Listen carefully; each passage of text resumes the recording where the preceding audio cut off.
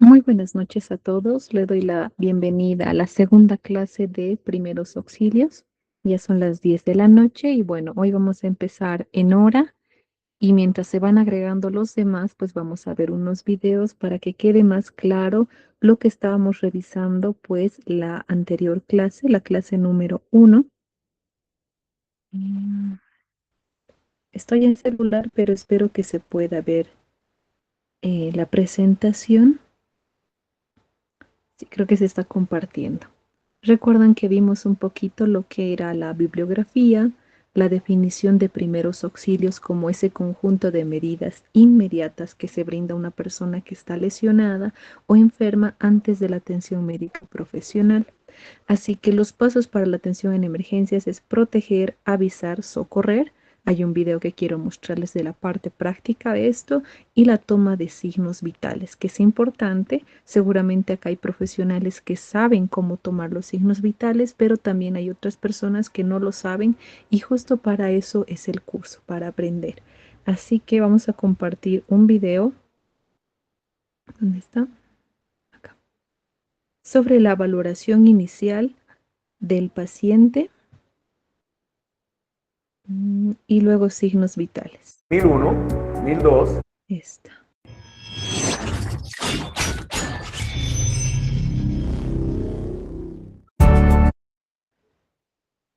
Se puede ver en YouTube y el sonido por si acaso.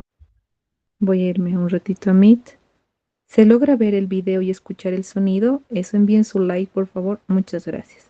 Entonces, vamos a ver ese video súper cortito de 4 minutos sobre el PAS, proteger, avisar, socorrer y sobre los signos vitales. ¿Listo? Les voy a enviar los enlaces al final.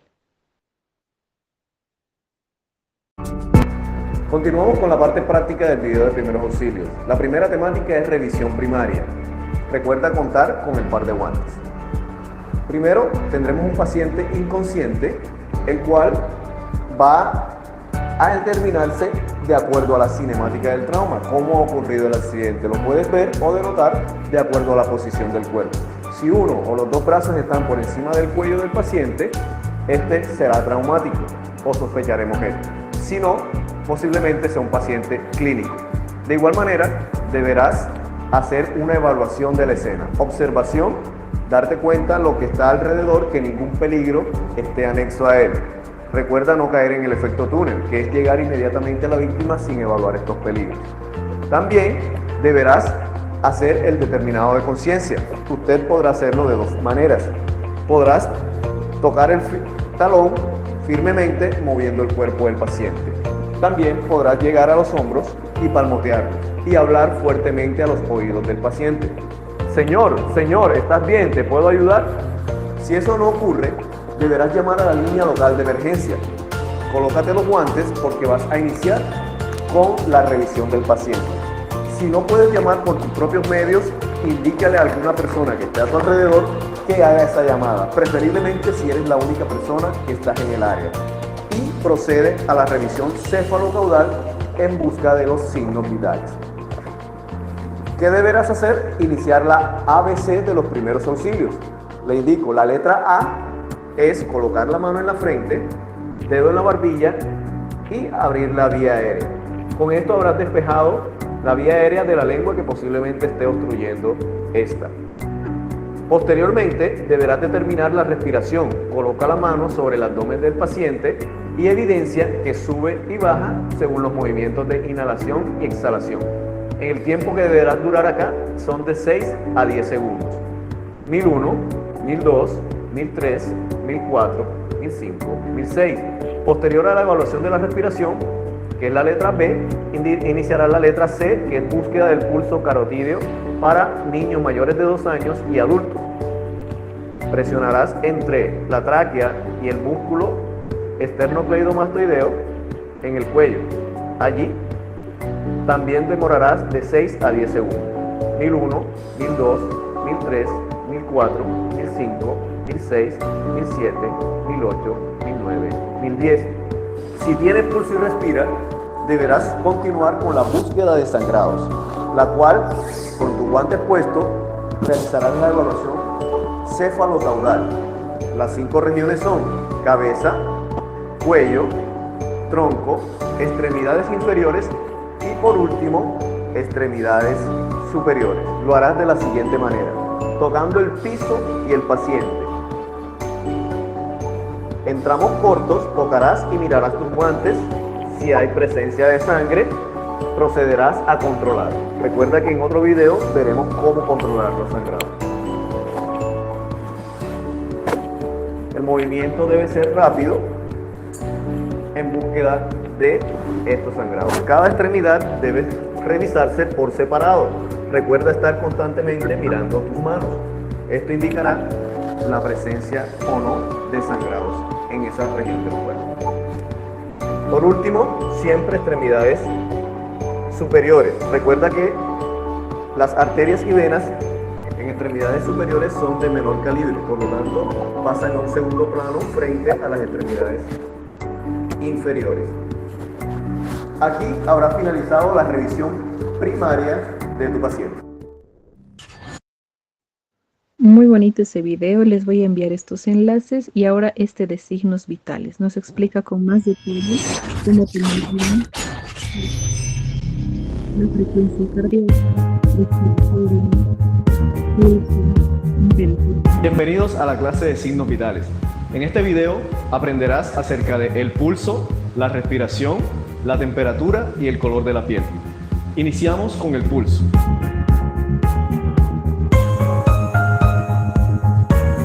El pulso se conoce como la expansión arterial como resultado de las compresiones cardíacas.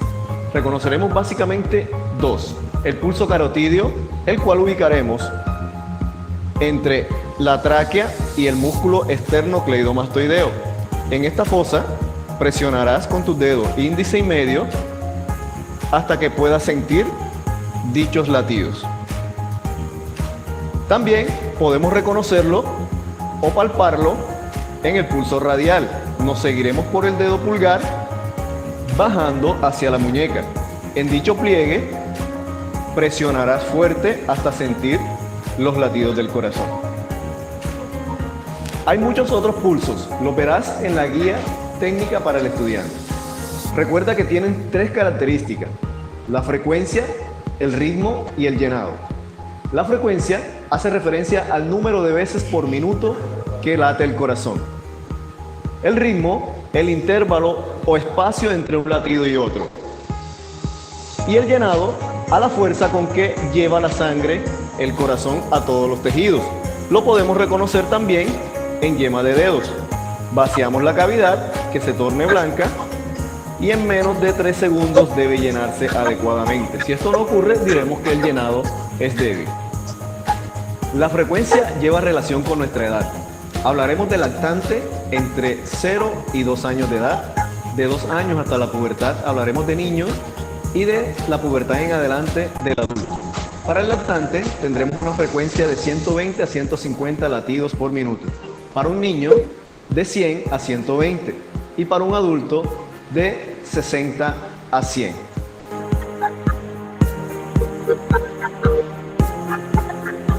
Continuamos con la respiración.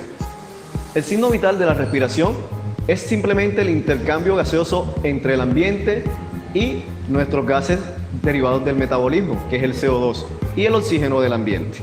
También vamos a reconocerlo bajo 3 características: la frecuencia, la profundidad y el ritmo.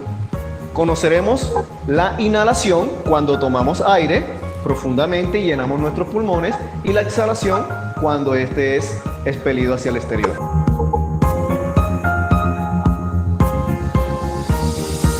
El siguiente signo vital es la temperatura, el cual lleva como relación el calor producido por el cuerpo y el que se pierde en el ambiente. Cuando decimos que una persona está caliente o no, es porque podemos compararla con nuestro propio cuerpo. Básicamente lo que hacemos es tocar a la persona con el dorso de la mano y sentir esta variación, pero no nos da una medición exacta. Para ello necesitaremos un termómetro. En este caso utilizaremos un termómetro digital. Recuerda que puedes encontrar también termómetros de mercurio y de diferentes zonas del cuerpo, como bucal, rectal o axilar. En este caso, el axilar lo colocaremos debajo de la axila por un tiempo aproximado entre 3 a 5 minutos. Al retirar el termómetro nos dará un rango específico, en este caso en grados centígrados. Sin embargo, en la calle o en cualquier propósito de medición de temperatura en caso de urgencia, lo que te va a servir es compararla directamente con tu mano. Entonces podrás decir que el paciente está frío o está caliente. De acuerdo a esto, en la guía técnica para el estudiante encontrarás una tabla que te indicará, de acuerdo a la temperatura de la persona, cuáles son los síntomas que puede tener.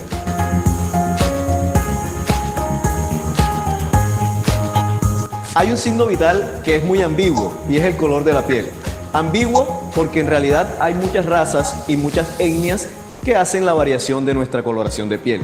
Sin embargo, cuando conocemos a la persona podemos deducir de ella si está pálido o está amarillento o cambió de color con respecto a lo que normalmente lo vemos.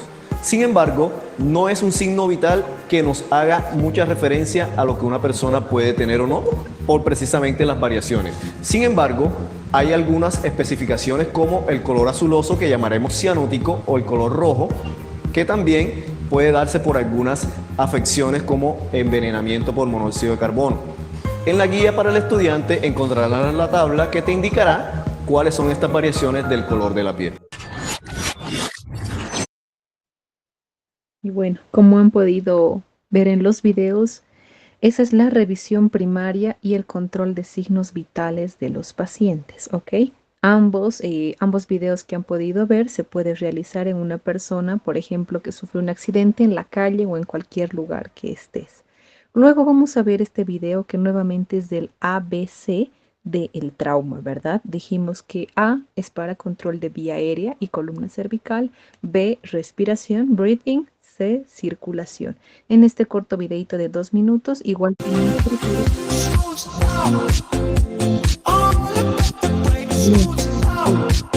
tengo YouTube Premium. Ahora sí. Valoración de los signos vitales. En la persona accidentada, hemos de considerar 3 cosas fundamentales: el estado de alerta o consciencia, la buena respiración y los signos de circulación. Se utiliza la expresión ABC como examen que recoge una valoración y una asistencia primarias. A, de alerta, consciencia. B, de buena respiración. C, de circulación. ¿Cómo valorar la consciencia? Para saber si una persona está consciente, debemos acercarnos y hablarle, preguntarle cómo se encuentra o simplemente llamarle. Es importante estimularle o zarandearle ligeramente, teniendo siempre mucho cuidado de no moverle bruscamente, por si hubiera alguna lesión que pudiéramos empeorar. Si no responde, pida ayuda a la gente cercana o llame al 112.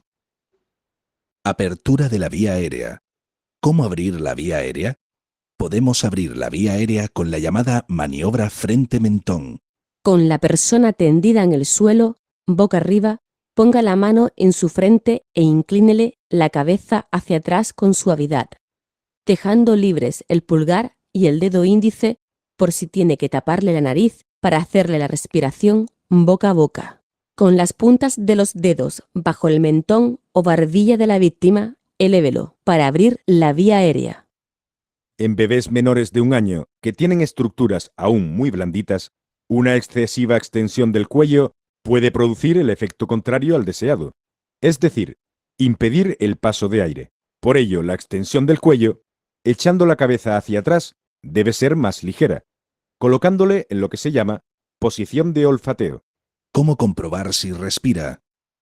Una vez que tengamos la vía aérea abierta, comprobaremos si la persona respira con la maniobra ver, oír, sentir. Ver. Con el pecho descubierto, si es posible, hemos de fijarnos si éste se mueve y lleva el compás de una respiración. Estos movimientos podrán ser de mayor o menor amplitud, pero hemos de diferenciarlos de los de una respiración ineficaz. Oír. Acercamos nuestra oreja a la cara de la persona accidentada para intentar escuchar los sonidos de su respiración y para sentir el aliento de esa respiración en nuestra cara. Esta maniobra no debe durar más de 10 segundos.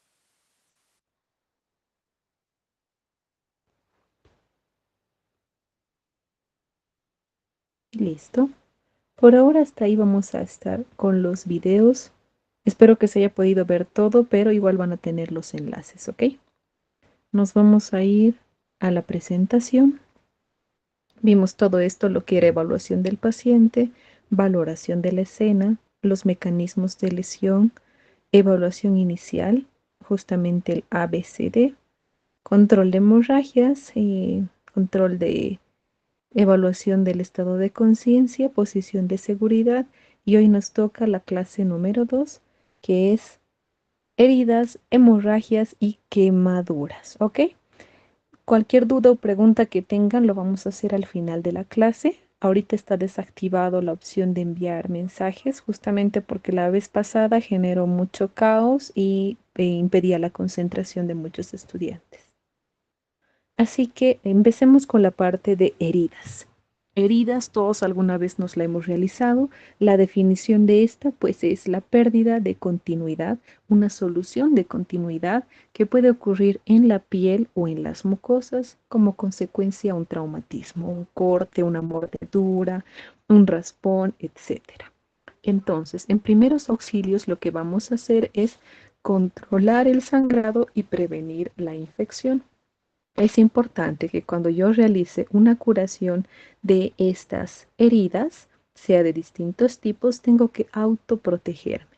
Como están viendo en imágenes, hay algunas enfermedades que basta que una gota de sangre de la persona infectada llegue a nuestra piel y si tiene una herida puede ocurrir un contagio. Así que es importante que utilicemos guantes en la medida de lo posible y lavarnos bien una vez que ayudemos a controlar esta herida. Entonces, heridas, tenemos diferentes tipos. En primer lugar, tenemos las heridas abrasivas, que son producidas por aquellas, como esta, los raspones, más comúnmente, ¿no? Por ejemplo, cuando se caen en la bicicleta, cuando te raspas con la puerta, puede ocurrir en mejillas, en brazos, sobre todo en zonas móviles y expuestas. Esas son las heridas de tipo abrasivas en la que está afectada solamente la epidermis. Normalmente no deja cicatriz porque la dermis está conservada. El segundo tipo de heridas son las heridas cortantes. Las heridas cortantes pueden ocurrir en cualquier zona del cuerpo y ahí sí tenemos compromiso de la epidermis y la dermis. Otras son las heridas laceradas. Las laceraciones son más profundas y casi siempre lineales. Heridas punzantes puede ser por un clavo, un espino, una mordedura, por ejemplo. Es una herida punzante, tiene un único punto de entrada y hay que desinfectarlo bastante bien. Tenemos las heridas abulsionadas o cuando hay un colgajo, ¿verdad? Cuando la piel está suelta. Cuando tenemos ese colgajo de piel se llama abulsiva y tenemos otro tipo de heridas más severas como las amputaciones que ocurren sobre todo en dedos y extremidades. Entonces, normalmente las heridas se acompañan a hemorragias, a sangrados, a menos que sea un raspón, ¿verdad? Que no hay mucha sangre. La hemorragia, existen hemorragias externas e internas. Las externas son aquellas en las que podemos evidenciar, ya que la sangre sale al exterior a través de esa herida. Por ejemplo, un sangrado nasal, el sangrado después de un corte con el cuchillo, con la hoja, ¿verdad? Pero también hay hemorragias internas, por ejemplo, en traumatismos, en accidentes de autos, accidentes con alta velocidad, donde puede haber sangrados internos que ponen en riesgo la vida del paciente. Ahora, las hemorragias, tenemos hemorragias exteriorizadas igual, que podemos diferenciarlas. Las hemorragias arteriales, venosas y capilares, normalmente por la presión y el color de la sangre. Como ven en esta imagen, las hemorragias capilares son las más comunes por heridas pequeñas. Digamos, te raspas la mano, te caíste, te raspaste y sangra, pero el sangrado es poquito y coagula rápido. Ese es un sangrado capilar. El sangrado venoso ya ocurre, por ejemplo, en una herida más profunda, es abundante pero no tiene presión. Es decir, el corte está presente, sale bastante sangre, la sangre va a ser un poco más oscura, pero no tiene presión, no sale con fuerza, no sale disparando. en comparación a un sangrado de tipo arterial. Digamos que ocurre un disparo, se cae un vidrio justo en una región arterial y el sangrado es masivo. El sangrado es con presión, con fuerza, literalmente dispara de la región afectada y la sangre es rojo vivo, rojo rutilante porque es arterial. Por la sangre arterial discurre sangre oxigenada, es por eso que es rojo brillante.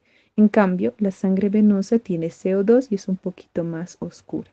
Entonces, ¿cómo puedo diferenciar? Por la presión, por la cantidad y un poco el color. Además que en el ABCD del trauma dijimos que si veo una hemorragia que pone en riesgo la vida del paciente, si está sangrando a chorros, primero controlo la hemorragia y luego recién reviso la vía aérea. Las más peligrosas son las arteriales. Y hemorragia interna, por ejemplo, un ejemplo, no solamente son sangrados hepáticos o de vaso. En un esguince de tobillo, por ejemplo, una fractura donde hay ruptura de los vasitos que envuelven el hueso, igual se forman hemorragias internas. Entonces, empecemos ampliando estas heridas.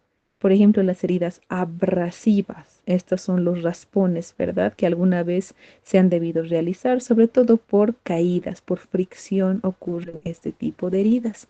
¿Qué es lo que tengo que hacer yo con estas heridas? Siempre limpieza, desinfección y cubrir con un apósito. Si alguien se realiza en casa, entonces limpiar con agüita limpia, con agua. No creo que tengamos solución fisiológica, pero si en caso tienes, es mejor limpiar con eso. Desinfectar con alcohol, con povidona. Si es una herida sucia, se dice herida sucia cuando la superficie ha estado contaminada, digamos el piso, el asfalto, el fierro. Entonces hay que usar desinfectantes, sea alcohol, povidona, el que tengan en casita y enjuagar abundantemente. También se puede utilizar agua y jabón si en caso hubiera restos en esta herida. No sé si les ha pasado, si te caes en el asfalto, no solamente está la piel dañada, quedan restitos, ¿verdad? Como piedritas, suciedad. Entonces es mejor utilizar agua, jabón, alcoholcito y recién cubrir la herida con una gasita, un apósito que tenga alguna crema. Tenemos también las heridas abiertas cortantes. En este ya tengo un corte, puede ser grande como en imágenes o pequeños que alguna vez nos hemos hecho, por ejemplo, al utilizar un cuchillo, ¿verdad? Te cortas. Hay compromiso de la dermis y la epidermis. Si la herida es pequeña, es súper importante que afrontemos bordes. ¿Qué significa? Si está abierto como boca, lo primero que tengo que hacer es unir los bordes, no apretarlo encima, no exprimirlo más, no, sino afrontar estos bordes. Por ejemplo, acá están viendo, ¿no? Un borde, el otro borde y la solución de continuidad. Lo que tengo que hacer es apretar y unir estos bordes para que ya no sangre. Y una vez que uno los bordes, ahí recién voy a proceder con la desinfección. ¿Ok? Si la herida es muy profunda, como la imagen inferior derecha, esta obviamente no vamos a poder solucionarla nosotros. Necesita ir sí o sí al hospital para que le hagan unos puntos y una buena limpieza. Pero en heridas de este tipo, pequeñitas, por un corte de cuchillo, afrontar bordes y limpiar. Una vez que seque, entonces hay que limpiar siempre agüita y jabón, alcohol, povidona o el desinfectante que tengan en casa y cubrir con una curita, por ejemplo. Tenemos heridas abiertas que son laceradas. Las laceraciones, como les decía, son más profundas y casi siempre lineales. Ocurren por armas blancas, por ejemplo. En su mayoría necesitan punto. Cuando son grandes hay que suturar. Entonces, ¿qué es lo que tenemos que hacer? Primeramente la limpieza. Agua y jabón en todas las heridas nunca les va a fallar. En este caso, por ejemplo, en la imagen superior derecha es cerca al ojito. Si vamos a limpiar hay que hacerlo con mucho cuidado o mejor utilizando un algodón, ¿verdad? Agua, jaboncito, solución fisiológica, desinfectar y si la herida está abierta y el sangrado persiste y continúa, lo mejor es llevarlo a un centro de salud para que realicen unos puntos para realizar la sutura. Ahora, existen diferentes tipos de punto que se realiza, lo va a realizar el personal médico o enfermería según la profundidad de la herida y la región afectada, ¿no? No es lo mismo una sutura en rostro, en cuero cabelludo, versus brazos o troncos donde no se puede ver. Entonces, en heridas abiertas, ¿qué se les tiene que quedar claro? Desinfectar, afrontar bordes nuevamente, hay que cubrir y si amerita, llevar a hacer puntitos, suturar. Luego tenemos heridas abiertas punzantes, por ejemplo, por un clavo, por un espino, por mil cosas, ¿no? Que nos podrían punzar. Acá es importante nuevamente agua, jabón y utilizar un poquito de presión, es decir, como que exprimir para que salga esa sangre que está contaminada. Entonces, agua, jaboncito, puedo intentar ampliar un poco la herida, aplicar desinfectantes y exprimir esa zona. Es un poco incómodo utilizar algún apósito, pero si es posible se puede poner, ¿no? Una gasita. Nunca pongan algodón en heridas. ¿Por qué? Porque el algodón se pega, se une a la herida y cuando tú quieras sacar se va a salir la costra y el tejido que está cicatrizando. Así que de preferencia que sean gasitas. Tenemos las heridas más graves como amputaciones, esa no la podemos resolver, pero si la hemorragia, por ejemplo, es masiva, voy a tener que a lo mejor hacer un torniquete o utilizar un vendaje compresivo. Entonces, nuevamente, en cuanto a control de hemorragias, tengo que saber primeramente qué tipo de hemorragia es. ¿Es una hemorragia arterial? ¿Es venosa o es capilar? Dijimos que la arterial sale con presión, sale con fuerza y el color es rojo brillante. Estas son las que ponen en riesgo la vida del paciente, ya que en menos de 4 minutos puede perder litros de sangre. Si yo veo un sangrado arterial, tengo que detener esa hemorragia inmediatamente. El sangrado venoso es más lento, pero sale de forma continua. Puede ser abundante y el color es rojo oscuro porque es sangre desoxigenada. Y el otro tipo de hemorragia es la hemorragia capilar. Esa es poca cantidad y coagula rápido. No pone en riesgo la vida del paciente. Ahora, ¿qué voy a hacer? Supongamos, tenemos un paciente inconsciente que tiene una herida cortante por un vidrio, por ejemplo, en el antebrazo y justo ha caído en la arteria. ¿Qué hago? ¿Cómo lo detengo? ¿Entro en pánico? ¿Qué es lo que tengo que hacer? Detención de hemorragias. Existen parámetros y acciones que yo tengo que hacer para detener esta hemorragia y son estas tres: presión directa, elevación del miembro y presión indirecta. La presión directa se refiere a yo presionar con un apósito, una tela. Si tengo gasas, perfecto. Con gasas, con apósitos, yo voy a apretar en la región de la herida. Presiono para que deje de sangrar. Pero si en caso no tengo, estoy en casa, una tela, una ropa, algo que pueda absorber esa sangre y presiono firmemente, con toda la fuerza. Si se puede, si no hay ningún objeto incrustado, puedo elevar el miembro. Si fuera el miembro superior, digamos, el corte es ahí donde están viendo en imágenes, elevo para que la gravedad pues ayude a detener esa hemorragia y puedo sumar la presión indirecta. Acá tenemos vasos sanguíneos, venosos y arteriales que discurren por el antebrazo y el brazo. Si yo presiono más atrás, igual voy a impedir que llegue tanta sangre a esa región de la herida. Entonces tenemos la presión directa, presión indirecta y la elevación del miembro inferior. Presión directa, una vez más, consiste en ejercer esa presión sobre la herida, utilizando apósitos, gasas, paños limpios, pero si estamos en casa y no hay nada, entonces una chompa, una tela, algo que absorba la sangre. ¿Listo? Elevar la extremidad es la segunda maniobra que puedo hacer, sea en miembros inferiores o miembros superiores, elevar esa extremidad que está afectada. Y también puedo realizar un vendaje. Entonces, no se olviden de la presión directa. Es súper importante que presionemos con fuerza, utilizando un pedazo de tela esterilizada, un apósito, una gasa, algo que absorba la sangre hasta que el sangrado cese. Ahora, ¿cuánto tengo que apretar? Pues lo necesario. Normalmente un sangrado capilar, digamos, te cortas con la hoja, ¿no?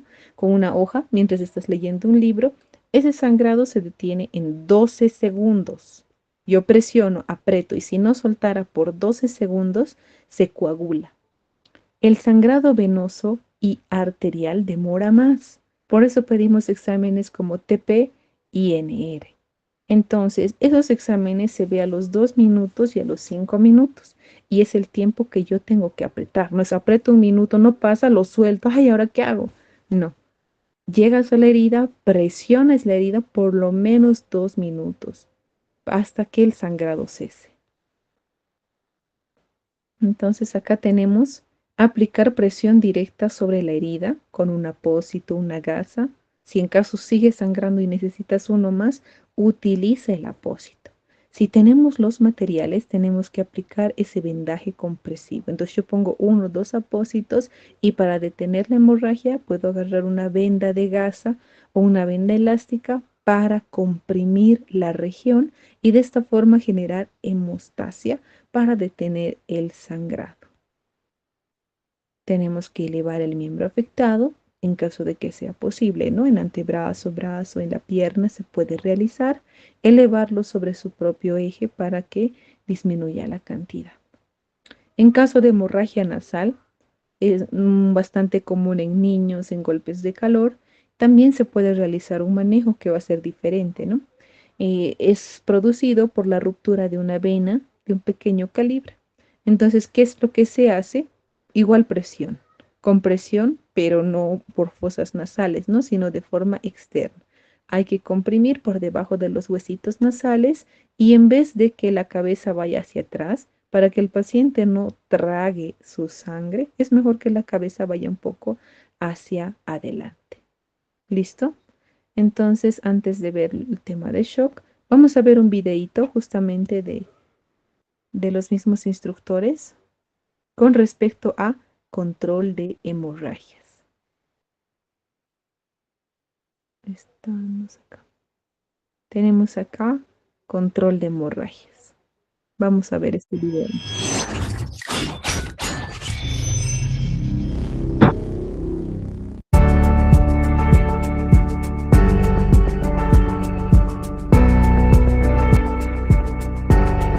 Bienvenido a la clase de control de sangrado. Recuerda que como primer respondiente es una de tus tareas principales controlar efectivamente los sangrados del paciente.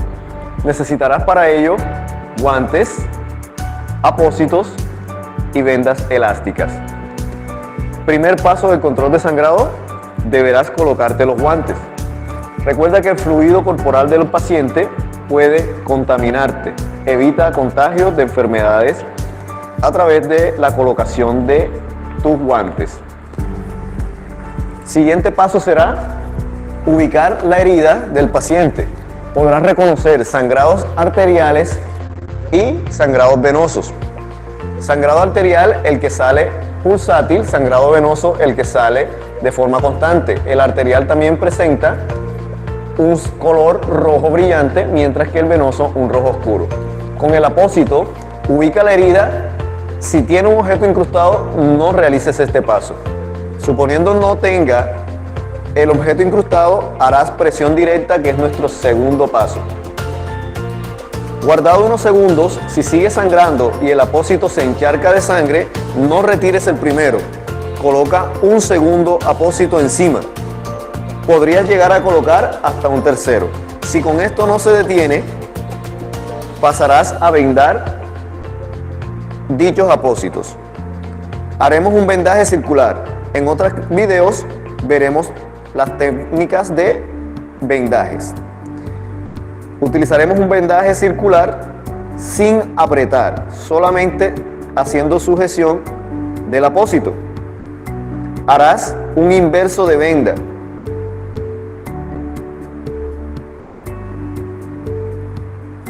Lo que permitirá un freno de la venda en este caso.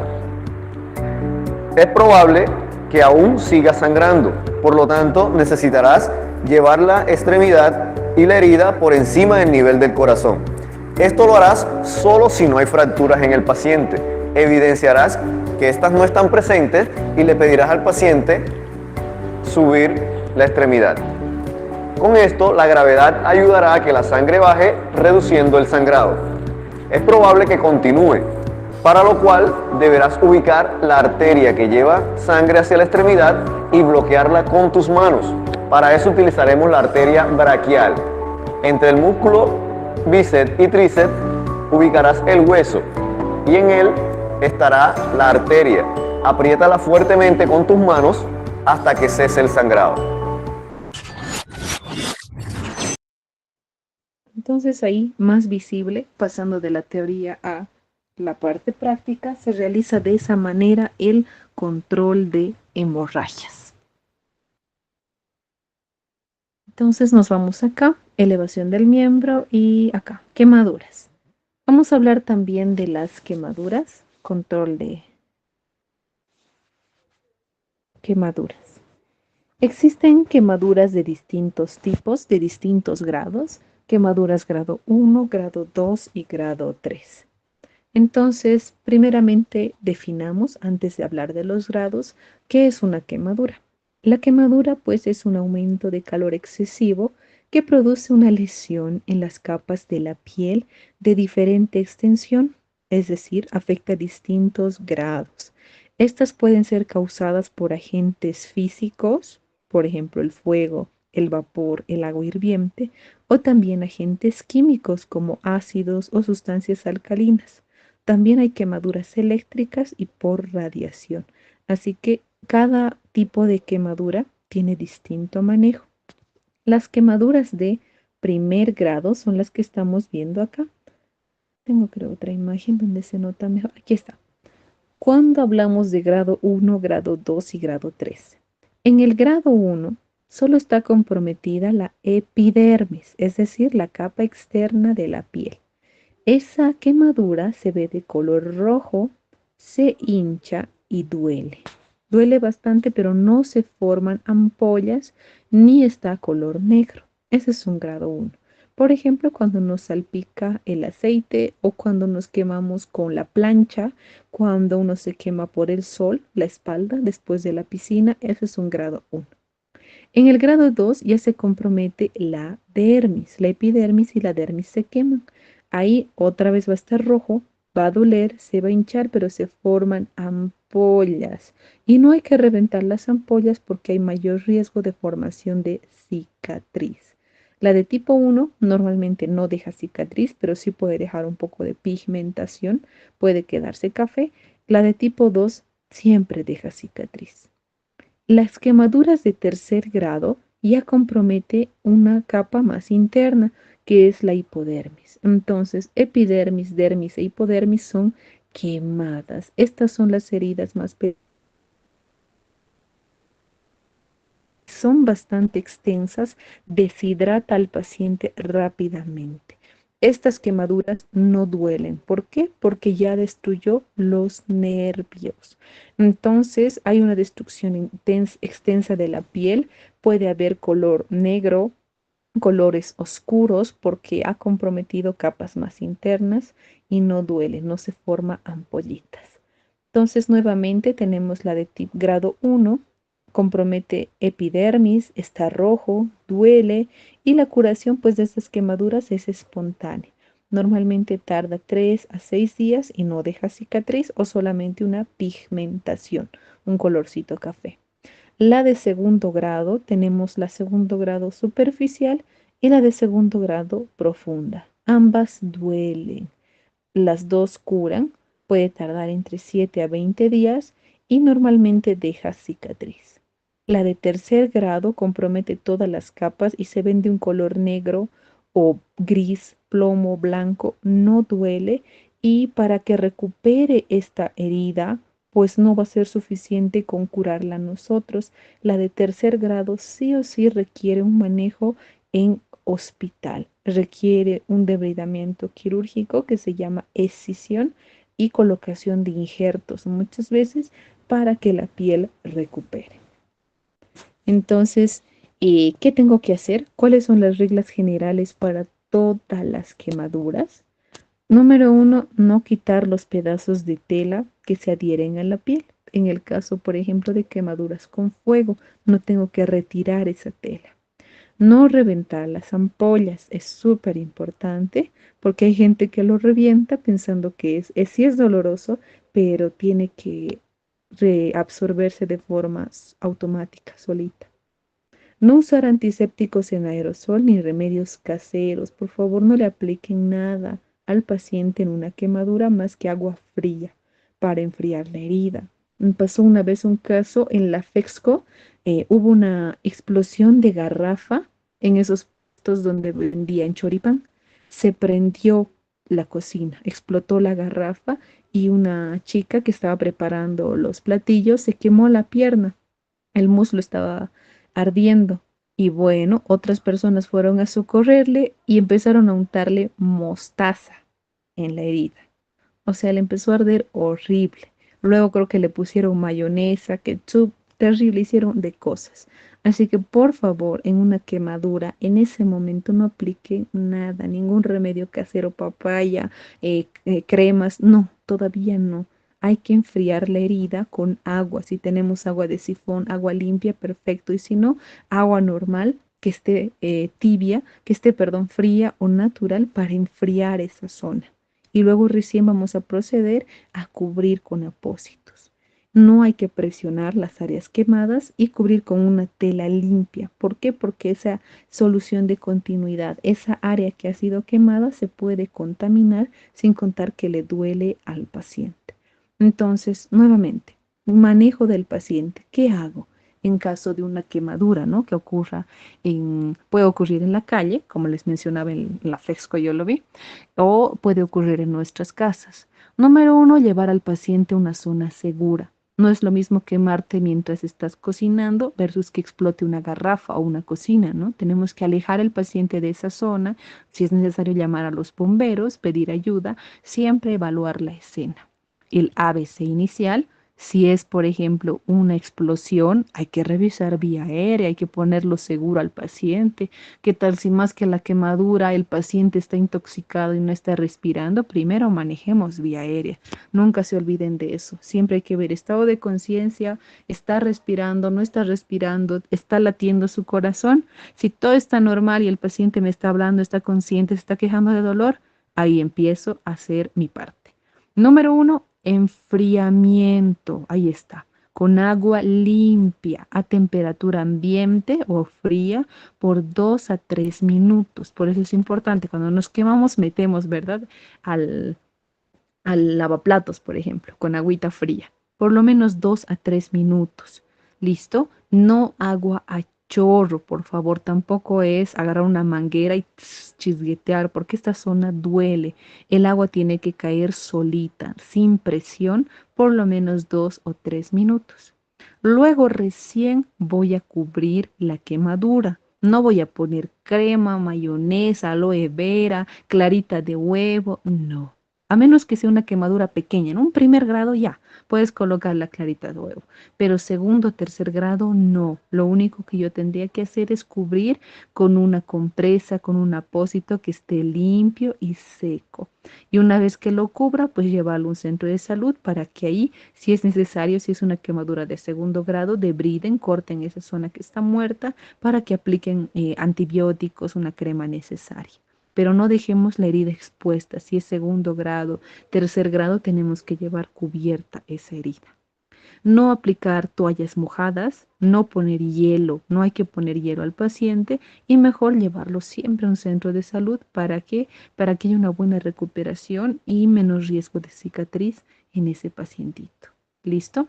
Entonces, eso con respecto a las quemaduras. Igual hay un video cortito que podemos ver con respecto a los vendajes en quemaduras. Aquí está, cómo vendar una mano quemada. Una quemadura tratada de forma incorrecta puede empeorar una lesión. ¿Sabes cómo vendarla bien? Te lo enseño en menos de 5 minutos.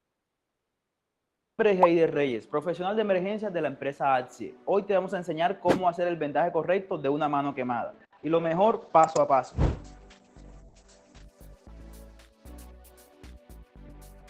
Antes de realizar el vendaje es importante hidratar la quemadura con agua a temperatura ambiente, por lo menos alrededor de unos 10 minutos. Esto nos va a ayudar a detener la progresión de la lesión.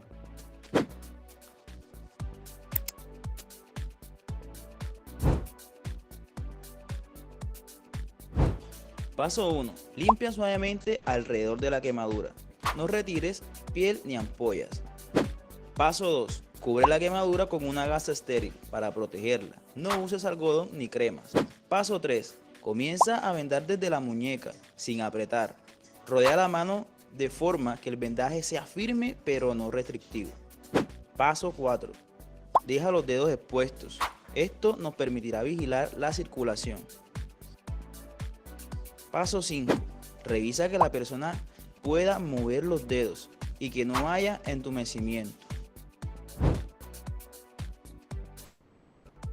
Evita cometer estos errores, como por ejemplo apretar mucho el vendaje, cubrir todos los dedos o aplicar cremas caseras. Un buen vendaje puede marcar la diferencia. Te invitamos a ver los demás videos para que puedas aprender otro tipo de vendaje. Recuerda hacer clic y puedes seguir aprendiendo. Si has llegado hasta... Listo. Entonces, eso con respecto a las quemaduras. No es difícil de atender, pero hay que manejar, ¿verdad? Ese tipo de errores que normalmente lo realizan quizá por desconocimiento. Y estas últimas dos diapositivas que tenemos acá, que es en picadura de abejas y avispas, no son una herida, pero es algo bastante frecuente que ocurre. ¿Qué tengo que hacer si me pica una abeja o una avispa, alacrán, por ejemplo? Hay que extraer el aguijón. Si se queda, muchas veces no se queda, pero hay abejas que sí pueden dejar. Tengo que utilizar algún elemento plano, romo, y como ven en imagen, hacer un raspado para poder extraer el aguijón. No se debe utilizar pinzas. ¿Por qué? Porque si yo agarro una pinza voy a apretar el saquito donde está el veneno pues de esa herida. Ese veneno en algunos puede ser mortal, ¿no? En los alérgicos a las abejas y en otros pues generar mayor inflamación. Una vez que yo retiro ese aguijón, sea de abeja, avispa o alacrán, tengo que lavar el sitio nuevamente con agua y jabón.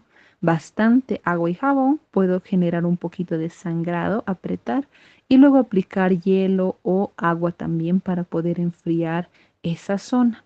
Entonces, una vez que yo lo lave, lo desinfecte, puedo cubrir la lesión.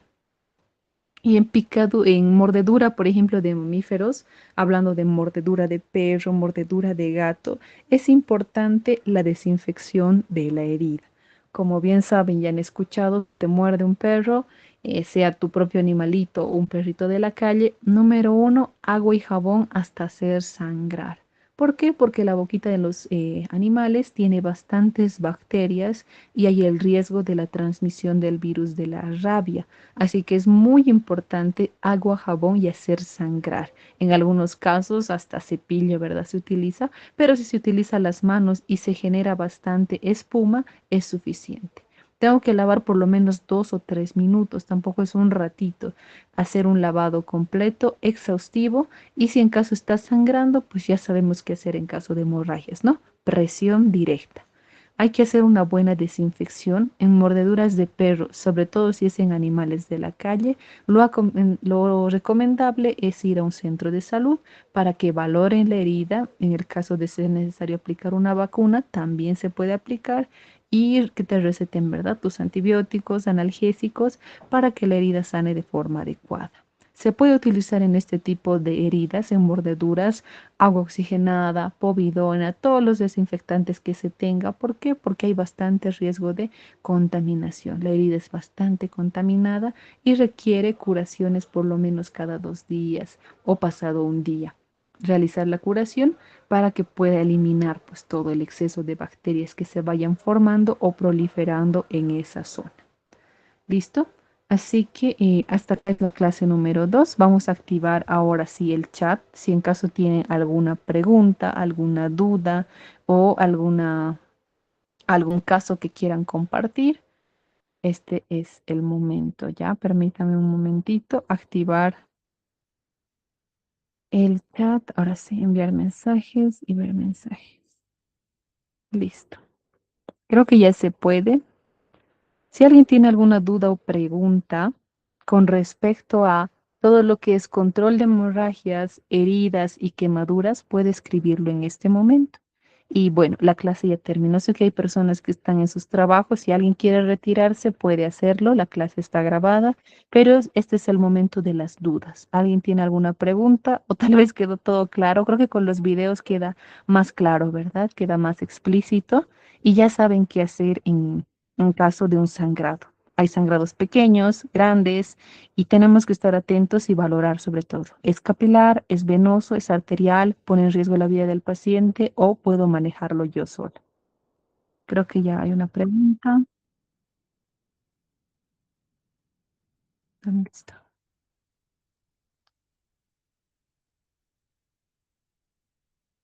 Dice, ¿en niños es lo mismo? Sí, en caso de niños el procedimiento es exactamente lo mismo. Determino hemorragia capilar, venosa o arterial, hago exactamente lo mismo, lo que sí va a haber más grito, ¿verdad? Los niños son más sensibles a la sangre. ¿Cómo puedo detectar hemorragias internas? Ya vamos a hablar las siguientes clases del shock. Entonces, para yo saber si el pacientito tiene una hemorragia interna, va a haber afectación del nivel de conciencia. El mecanismo de trauma va a ser grande. No va a ocurrir una hemorragia interna por una caída, sino hablamos de algo que haya bastante fuerza, como accidentes automovilísticos, que haya salido disparado de la moto, del auto. El accidente tiene que ser grave, tiene que haber bastante velocidad y fuerza involucrada. Entonces, voy a detectar los signos de shock. Shock es la próxima clase, así que atento, Diego, ahí vamos a hablar de los datos. Según el tipo de agente que se genera en la quemadura, por ejemplo, químicos, el tratamiento varía. Ah, sí, me olvidé mencionar cómo hago en caso de una quemadura química, ¿no? Tenemos pacientes, por ejemplo, que trabajan en mecánica o bioquímica, que manipulan objetos como ácidos y elementos agresivos de forma química. ¿Qué es lo que tengo que hacer? Número uno, tengo que asegurar la escena. ¿Qué significa? Que si está viendo algún derrame de algún líquido, alejarlo de ahí. Tengo que sacarle la ropa que ha sido expuesta al paciente. Digamos que se le ha caído un frasco de un ácido. En la mano le ha afectado, pero en su brazo sigue teniendo ese ácido. Tengo que retirar, cortar la ropa para que ya no haya esa exposición. Luego tengo que lavar. Tengo que lavar abundantemente, utilizar mucha, pero mucha agua, en lo posible duchar al paciente para poder eliminar todo ese exceso de quemadura y luego recién aplicar lo que son los apósitos. Entonces, el tratamiento varía un poco, sí, con respecto más que todo a eliminar ese agente.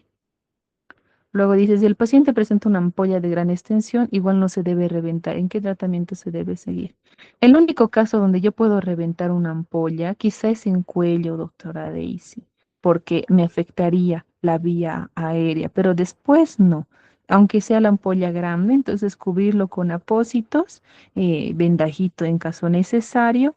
Y bueno, hacer una curación, ¿verdad? Curación de quemadura. Normalmente en consultorio realizamos solución fisiológica, un desinfectante leve, un DG6, un Biocet, y luego aplicar unas cremas para quemaduras, cremas que contengan anestésicos y sus cicatrizantes, además de antibióticos. Eso tengo que aplicar en toda la región afectada, hacer un manejo del dolor, un manejo de antibióticos en caso de que sea segundo o tercer grado, antibióticos analgésicos, si está muy adolorido, en un segundo grado profundo con bastante extensión, hasta aplicar un inyectable, ¿verdad? Entonces, realizar curaciones pasado un día o cada 2 días, según como vea la profundidad, para que cicatrice de forma mejor. Es importante mencionar que las quemaduras de segundo y tercer grado requieren una curación húmeda. Se llama húmeda cuando yo aplico cremas y apósitos y bueno, esa crema va a ayudar a granular el tejido. Es diferente a una curación seca. En la curación seca yo limpio, desinfecto y pongo apósitos sin nada. En quemaduras tiene que ser curación húmeda, no seca. Dice, ¿por qué lavar la mordida de perro hasta que sangre? Porque si el perro fuera de la calle, tú no sabes si tiene vacunas, a lo mejor estaba con rabia, en la saliva tenemos el virus de la rabia. Entonces, el perrito cuando muerde ha ingresado bacterias y virus a esa zona. Yo tengo que lavar con agua y jabón de forma abundante para eliminar los microorganismos. ¿Y por qué genero sangrado? Para que ese sangrado que salga del interior al exterior produzca un barrido de forma externa de esos microorganismos. Dice las diapositivas compartir, creo que sí lo compartir. Torniquete, hemorragias. Voy a enviarles un video, ¿ya? ¿En qué heridas podemos aplicar alcohol y en cuáles no? Alcohol, hay que revisar cuál es su función química. Por ejemplo, el alcohol lo que hace es, ¿cómo se dice? Coagular las proteínas. Es como aplicar y dejarlas dormidas. Entonces, yo utilizo alcohol en heridas superficiales, en heridas que no estén muy contaminadas. En heridas contaminadas es de preferencia clave utilizar otro tipo de desinfectantes jabonosos como clorexidina, povidona, agua oxigenada. Entonces, si la herida es pequeña y ha sido generada por un elemento que no está contaminado, adelante, puedes usar alcohol. Pero si es en mordedura de animal, te has cortado con una lata, con un fierro sucio, con el asfalto, entonces de preferencia no, porque lo va a fijar las proteínas, lo va a fijar los microorganismos. Para que entiendan, el alcohol es como ese fijador de cabello, ¿verdad? Un spray. Lo deja congelado, lo deja muerto, pero se queda ahí. Se puede pegar con gotita una piel desprendida, aunque no parezca cierto, la verdad es que sí, sí se puede hacer, se puede pegar, pero después de desinfectar. Esto lo realizan en algunos centros de salud, por ejemplo, a veces en niños, ¿no? Cuando la herida es pequeñita, menos de 1 centímetro, está abierto, ya limpiado, un pedazo de gotita y ¡tas! Ya está. Pero tiene que ser pequeño, no más de 1,5 centímetros. Heridas de más de 2, no, requiere punto. Luego dice Susi, en cuestión de heridas abiertas, la desinfección es usar agua y suero fisiológico. Alguna vez me dijeron que el alcohol no se debe aplicar porque la piel está abierta, causa mal dolor. Sí, exactamente, Susi. Como te decía, el alcohol es como un fijador de cabello. Cuando tú fijas, ¿verdad? Con ese spray, queda duro, queda tieso. Y eso es lo que hace el alcohol, tanto en las proteínas que tenemos de nuestra piel como en los microorganismos. Los microorganismos están paralizados, están tiesos, pero las proteínas igual, las que están expuestas, se quedan tiesas y no ayuda en la cicatrización. Entonces, siempre es mejor si la herida es abierta, solución fisiológica, otro tipo de desinfectantes como la povidona, agua oxigenada, solo se utiliza en heridas que son contaminadas. En heridas no contaminadas, de G6, Biosep, hay otros desinfectantes que no son tan irritantes. Luego dice, exactamente, alcohol ya hemos hablado. En picadura de escorpión o avispa es más peligroso si te pica en el pecho que en la mano. Sí, se refiere más al veneno. Es que afecta más en las regiones de dolor. Existen alacranes, escorpiones que son peligrosos y otros que no. En caso de que sea un alacrán peligroso, la verdad no sé aún cómo diferenciarlos, pero es mejor acudir siempre a un centro de salud para a lo mejor recibir un tratamiento para la toxina de este, pues, insecto. En las hemorragias el objeto está incrustado. ¿Cómo se procede? Les voy a mostrar una imagen. Pero si tenemos un objeto empalado, pues es muy distinto. Si el objeto es pequeño, se puede retirar, pero si es grande y de ahí está fluyendo el sangrado, normalmente lo que hay que hacer es fijar ese objeto para que no sangre más. Hay un video, voy a enviar al grupo. En quemadura grado 2 en el ojo. Si el ojo está comprometido, pues ya requiere un tratamiento más intensivo. Si es cerca a los párpados, ojos, pues como mencionaron, nuevamente tengo que enfriar la herida abundantemente, unos 2 a 5 minutos para que no avance el daño térmico. Y bueno, si ha sido comprometido la esclera, la córnea, ya hablamos de algo más severo, ¿no? Siempre cuando comprometa vía aérea, boca, nariz, ojos, tenemos que llevarlo inmediatamente, hacer un buen control de la vía aérea, que siga respirando y aplicar pues lo que hemos mencionado, agua fría, y se puede aplicar un apósito, ¿no? Encima. Vitamina K para la hemorragia se puede aplicar. La vitamina K tarda en hacer efecto. Si yo inyecto vitamina K a cualquiera de ustedes, recién va a coagular a los 7, 3 días. ¿Ok? En la quemadura por corriente eléctrica, ¿qué se debe hacer? Esto es más complicado. Las quemaduras por corrientes eléctricas casi siempre se maneja como una quemadura de tercer grado. Es complicado que sane. He visto bastantes casos en pacientes que trabajan con altas tensiones, por ejemplo, trabajadores de ELFEC, y en muchos de ellos, si la quemadura es muy extensa, el paciente no sobrevive o se realiza amputación del miembro, porque quema absolutamente todo. Normalmente la quemadura eléctrica abarca un tercer grado. ¿Qué medicamento no se puede aplicar en heridas raspantes? ¿Qué hay del mercurio, paracetamol? No, no hay que poner nada de eso. Lo único que sí he visto que se puede aplicar a veces es antibiótico, ¿no? Hay antibiótico en polvo, pero nada de esas cosas, por favor. Nada de paracetamol, ibuprofeno, mostaza, papaya, aloe vera. No, nada de eso, por favor. Si la herida es abrasiva, como un raspón, bueno, hay que limpiar agua, jabón, un desinfectante que tenga en casa. Si la herida ha sido contaminada, agüita oxigenada puede ser. Si no, un DG6, un Biosep, una clorexidina. Y luego solo voy a cubrir. Si quieren aplicar alguna cremita, puede ser, pero que tenga antibiótico y antiinflamatorio, ¿verdad? Hay la neomicina, hay gentamicina que viene con betametasona, con dexametasona. Entonces, de preferencia, ese tipo de cremas, pero no muelan ninguna tableta o agarren de algún jarabe para colocar. No, por favor. Luego dice, en nuestros apuntes vimos el manejo de avispas picaduras. Sin embargo, en zonas humanas es común enfrentarnos a arañas peligrosas como la viuda negra o la araña del rincón. Sí. ¿Cuál sería el protocolo de primeros auxilios inmediato en casos mientras se traslada al paciente a un hospital? Ay, eso es súper importante y como mencionas, hay bastante, tanto en el tema rural como en el área urbana, las picaduras de arañas. Entonces es importante igual agua, jabón, si es posible un poquito hacer el sangradito de la herida.